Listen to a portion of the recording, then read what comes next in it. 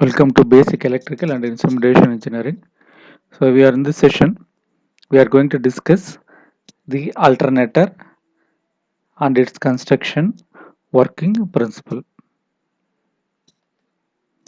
So what is an alternator? Alternator is defined as the machine or generator which produces alternating current, that is AC supply, and it converts mechanical energy into electrical energy. Right? Alternator input is mechanical energy and output is electrical. So alternator converts mechanical energy into electrical energy.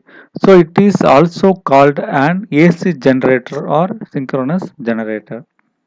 So the construction of alternator is very similar to DC generator, but the main difference between them is DC generator, the armature is a rotating part, field winding is stationary part.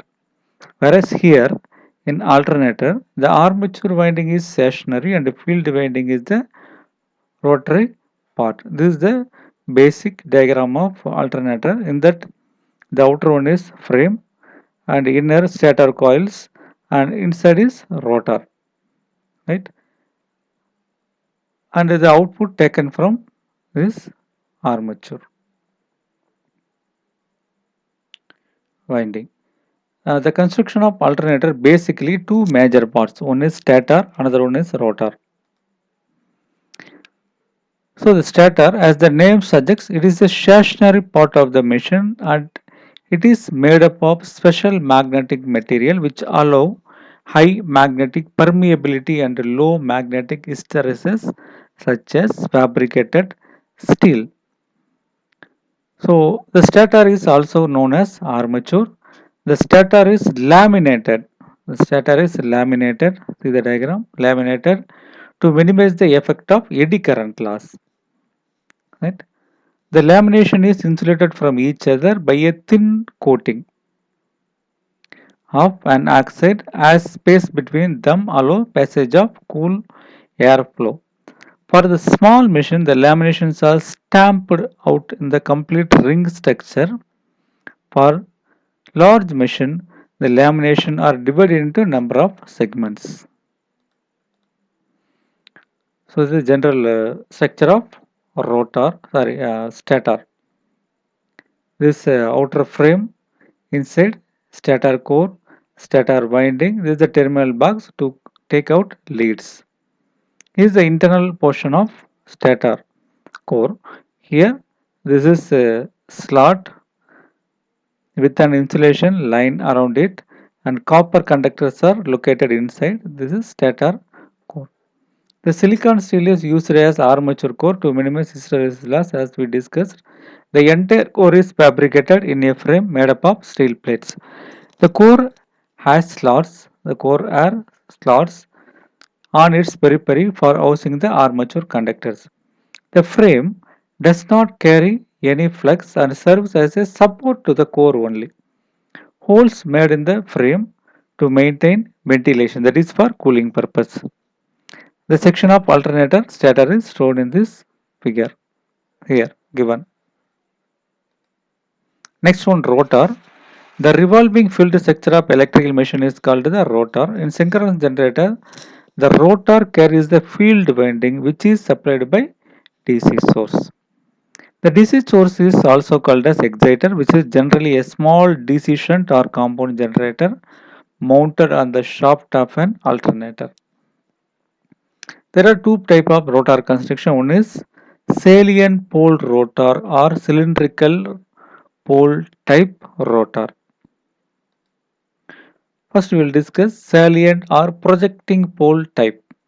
As the meaning of salient, salient means it is projecting outwards, which means that the poles of the rotor are projecting outwards from the center of the rotor and having large diameter and a small axial length. Large diameter and a small axial length. So there is a field winding on the rotor and this field winding will use DC supply. So these are field winding. When we pass the current through this field winding, N and S poles are created. That is north and south poles are created. The salient rotors are unbalanced, so the speeds are restricted. This type of rotor used in hydro station and diesel power plants at very low speed. Hydro station and diesel power station. The salient per rotor used for low speed machines approximately 120 to 400 rpm only. So, what are the disadvantages of salient pole rotor? The salient pole rotor cause excessive windage losses if they are driven in high speed because they are low speed motor, and also increases the noise produced by an alternator. The construction of salient pole rotor cannot withstand high mechanical stress also. And the next one is the speed of alternator is inversely proportional to the number of pole required. So operate in a salient pole type rotor alternator, a large number of poles are required which increase the diameter of the generator, thus increase speed requirement for installation and initial cost due to extra material. Here N is inversely proportional to P. If number of poles decreased, then only speed increases. So for low speed we need to large pole, right? Next one, smooth cylindrical type or non-salient pole alternator. This is the diagram shows smooth cylindrical type or non-salient pole alternator. The cylindrical rotor is also known as non-salient pole or round rotor, and this rotor is used for high-speed machines. Right? Salient pole for low speed, this non-salient pole for high-speed machines, approximately 1500 to 3000 rpm, but where in salient pole only 120 to 400 rpm. And the example for this is a thermal power plant. They are used in hydropower plant. The rotor is made up of steel radial cylinder having number of slots, and in the slot the field winding is placed, and these field windings are always connected in series. These field windings are always connected in series. So what are the advantages of cylindrical rotor type alternator? The construction is mechanical robustness, that means strong, and gives noiseless operation at very high speed also. But in non-salient pole type is very weak and it produces noise. Here the flux distribution is nearly uniform, sine wave, hence better sine wave is obtained. And also hunting effect is very rare in the cylindrical rotor, therefore there is no need to provide damper winding except in case of assisting alternator for synchronizing purpose only. For synchronizing purpose we need damper winding, that we will discuss in the uh, next session, that is when we discuss alternator as synchronous motor, right? So what is the difference between salient pole and cylindrical rotor? In salient pole type rotor, the rotors are projected out. These rotors are projected out, but in non-salient pole rotor, the poles does not projected outwards. In salient pole only, the poles are projected outwards. Next one, the difference. The air gap in rotor and stator is non-uniform. Because of the projecting poles, the air gap is not uniform. Here more, here less, like that. But in cylindrical rotor, it is a uniform structure.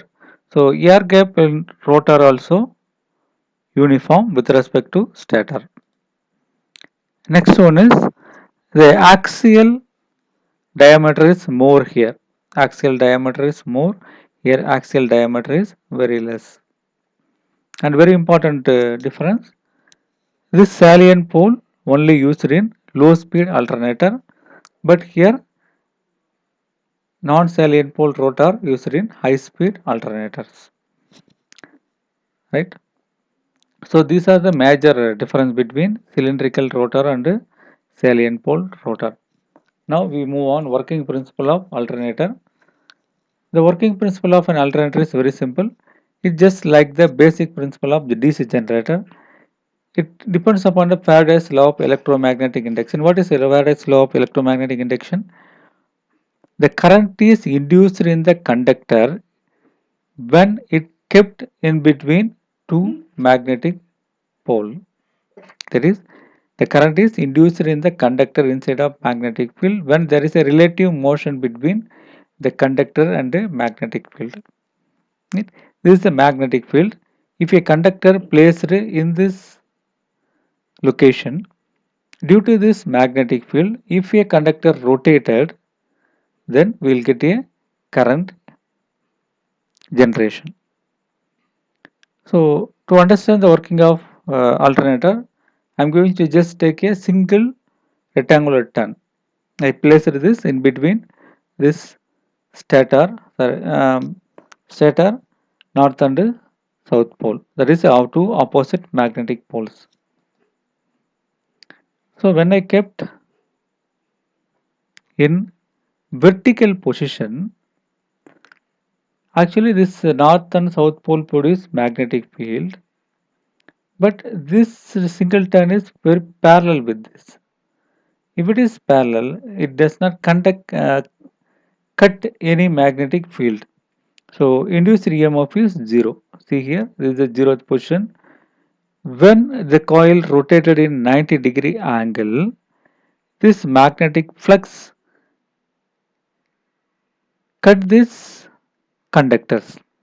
When it cuts the conductor, then a current produced in the rotor. See here, say this single turn loop ABCD, this turn I named as ABCD, can rotate against the axis AB. Already axis AB is there. I am rotating against axis AB. Suppose this loop starts in clockwise. Earlier the single loop is in standing position, that is vertical position. When it rotates in 90-degree, the A side AB or conductor AB, the loop comes in front of south pole and the conductor CD comes in front of N pole. The AB comes in front of S pole, the CD comes in front of north pole. So at this position, the tangential motion of conductor AB just perpendicular the magnetic flux lines from north to south poles. It is perpendicular line. So the rate of flux cutting by this conductor in AB is maximum here, and the flux cutting here will be induced current in the conductor, and the direction of induced current determined by flux right hand rule. So now the current is maximum here. The previous case, when the coil in vertical condition, there is no induced current, that is 0. Now this turn is in horizontal position. It cuts the magnetic flux lines. Now current produces maximum at 90-degree position.